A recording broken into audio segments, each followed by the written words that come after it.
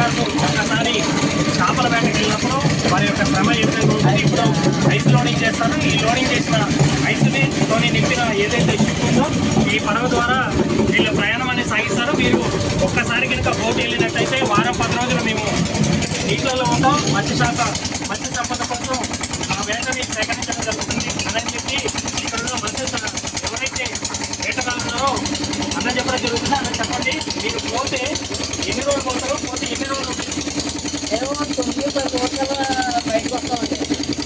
పోయి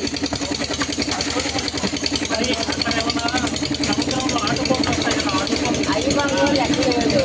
కాకపోతే ఎప్పుడైనా జరుగుతుంది అనేసి ఎదురు చూస్తున్నాం.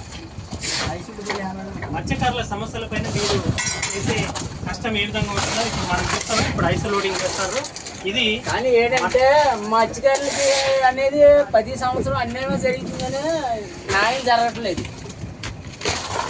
మాకు అన్యాయం జరుగుతుంది తప్ప న్యాయం జరగట్లేదు. ప్రభుత్వాలు ఏ మారినా కానీ మాకు నామమాత్రమే చేస్తారు తప్ప మాకు సంక్షేమ పథకాలు మా కోసం పోరాటలేదు.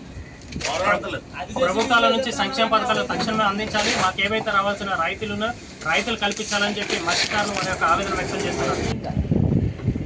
కళ్యాణ్ బాబు ఏదో చేస్తాడు అన్నారు కానీ కళ్యాణ్ బాబు ఒక ఆశ